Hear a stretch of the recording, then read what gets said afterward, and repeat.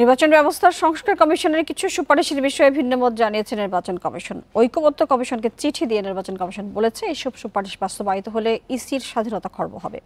এ নিয়ে আলোচনা করতে রাজধানীর বসুন্ধরা আবাসিক এলাকা থেকে আমাদের সঙ্গে যোগ দিচ্ছেন রাজশাহী বিশ্ববিদ্যালয়ের রাষ্ট্রবিজ্ঞান বিভাগের অধ্যাপক ডক্টর তারেক ফজল।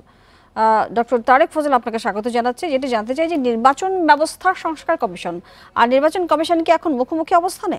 এই ঈদে জামা জুতো অ্যাক্সেসরিজের ডিসকাউন্ট। না, আমি তা মনে করি না। নির্বাচন ব্যবস্থা সংস্কার কমিশন কিছু সুনির্দিষ্ট প্রস্তাব করেছে, সেই প্রস্তাবগুলো চূড়ান্ত হয়ে গেছে এমন নয়, তারা প্রস্তাব করেছে। আর নির্বাচন কমিশন সুনির্দিষ্ট সাংবিধানিক কাঠামোর আওতায় স্বাধীন সত্তা নিয়ে কাজ করে। তারা এখন যে কমিশনের কাঠামো আছে, তারা সদস্য হিসেবে আছেন, দায়িত্ব পালন করছেন, তারা কোনো কোনো বিষয়ে মনে করছেন নতুন ভাবনার সুযোগ আছে এবং কিছু কিছু পরামর্শ অথবা প্রস্তাবকে নতুন করে বিবেচনার দরকার আছে। সুতরাং এটাকে ঠিক মুখোমুখি বলা খুব উপযুক্ত আমি মনে করি না। তারা নতুন পরামর্শ দিয়েছেন, প্রস্তাব দিয়েছেন, এটাকে আপাতত সেভাবে দেখা উচিত। দুটি দায়িত্বশীল সংস্থার বিতর্কে জনগণ বা ভোটার কি বিভ্রান্ত হতে পারে? এসব কি নির্বাচনে প্রভাব ফেলবে না? দুটো দায়িত্বশীল সংস্থা তারা তাদের কথা বলেছে, প্রস্তাব দিয়েছে। দুটি প্রস্তাব, তাতে দেশবাসী এবং ভোটার জনগণ, আমরা সহ সবাই এ বিষয়ে আরো বেশি মনোযোগ দেওয়ার এবং ভাবার সুযোগ পাচ্ছে। এটা বরং এটাকে ভালো বলা উচিত। সব বিতর্ককেই সাধারণভাবে এবং নীতিগতভাবে ইতিবাচক বিবেচনায় দেখা উচিত।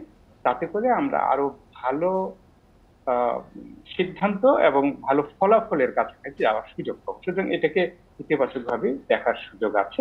বিভ্রান্ত হওয়া এখনই দরকার নাই এবং আমি মনে করি না বিভ্রান্ত হবে। আর হ্যাঁ, এতে নির্বাচনে প্রভাব ফেলবে এবং আমি মনে করি সেটা ইতিবাচক হিসেবে দেখা উচিত। ভালো প্রভাব ফেলার জন্য এই বিতর্ক, এই বিবেচনা, এই প্রস্তাব, এই আলোচনা আমাদেরকে এগিয়ে নিতে সাহায্য আমি মনে করি। জি তারেক ফজল, যেটি আরো জানতে চাই যে সংসদীয় আসন পুনর্বিন্যাস, দলের নিবন্ধনে, গণবিজ্ঞপ্তি, এসব কাজ ইসি আরো কিছুদিন পরে করলেও তো পারতো কি? হ্যাঁ, এইটা একটি ধারণার বিষয় যে নির্বাচন কমিশন একটু আগে ভাগেই তাদের কার্যক্রম শুরু করে দিল কিনা এটা নিয়ে প্রশ্ন করা যেতে পারে। তবে যতক্ষণ না আনুষ্ঠানিকভাবে নির্বাচন কমিশনের জন্য বাধ্যবাধকতাপূর্ণ সিদ্ধান্ত জানানো হচ্ছে, ততক্ষণ পর্যন্ত বিদ্যমান অথবা এই নবগঠিত যে নির্বাচন কমিশন, তারা স্বাধীনভাবে তাদের কার্যক্রম চালাবে। তাদের মোটামুটি ধারণায় আছে যে আগামী ডিসেম্বর নাগাদ তাদেরকে নির্বাচন আয়োজন করতে হবে। জাতীয় আইনসভা, জাতীয় সংসদের নির্বাচন আয়োজন করতে হবে। সেটার জন্য যে সময়টা তাদের হাতে আছে সেটাকে সামনে রেখে তারা তাদের মতো এখন যে তারা আগাম কাজ করছে, সেটা কি তারা কোনো নিয়মের বাইরে গিয়ে করছে, বা অর্থাৎ নিয়মের বাইরে কি তারা চলে গেল?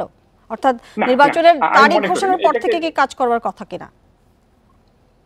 না, তাদের কাজ সার্বক্ষণিক। নির্বাচন তারিখ ঘোষণা থেকে তাদের কাজ শুরু হবে এইটা বলার সুযোগ নেই, বরং তারা একটি স্বাধীন সত্তা হিসেবে যথাসময়ে বিদ্যমান সাংবিধানিক কাঠামোর আওতায় তাদের কার্যক্রম চালাবে, এটাই উচিত। এবং সেটা সূত্রে তারা তাদের মতো কিছু কাজ করছে। যদি এমন হয় যে তাদের কোনো সিদ্ধান্ত শেষ বিবেচনায় কম ভালো, বিবেচনা নতুন করে পর্যালোচনার দরকার আছে, সেটা তো জাতির পক্ষ থেকে, জনগণের পক্ষ থেকে প্রশ্ন উঠতে পারে, আসতে পারে এবং তারা সেটা বিবেচনা। সবশেষ প্রশ্ন আপনার কাছে তারেক ফজল, ডিসেম্বরে নির্বাচনের প্রস্তুতি কি শুধু ইসিকেই নিতে হবে নাকি সরকারেরও প্রস্তুতি প্রয়োজন আছে? না, যখন আমরা বলি জাতীয় নির্বাচন আয়োজন, সেখানকার মূল সংস্থা বা কর্তৃপক্ষ নির্বাচন কমিশন। তারা তো তাদের মতো করে করবে, তাদের মতো করে প্রস্তুতি নেবে এবং বিরাট অনেক আয়োজনের কাজ আছে, সেগুলো তারা করবে। আর তাদেরকে সহায়তা করে নির্বাহী বিভাগের মধ্যে পুলিশ বিভাগ আছে, নিরাপত্তা বাহিনী আছে, প্রশাসন আছে, অর্থ মন্ত্রণালয়ের কার্যক্রম আছে, বহু বহু প্রাসঙ্গিক সমর্থনের বিষয় থাকে। কিন্তু মূল কাজটা সাংবিধানিক নির্দেশনার আলোকে জাতীয় আমাদের যে নির্বাচন কমিশন সেটা করবে, এবং তাতে কোনো আমি কোনো জি, তারেক ফজল, আপনাকে অনেক ধন্যবাদ আমাদের সাথে যুক্ত হয়ে আলোচনা করবার জন্য।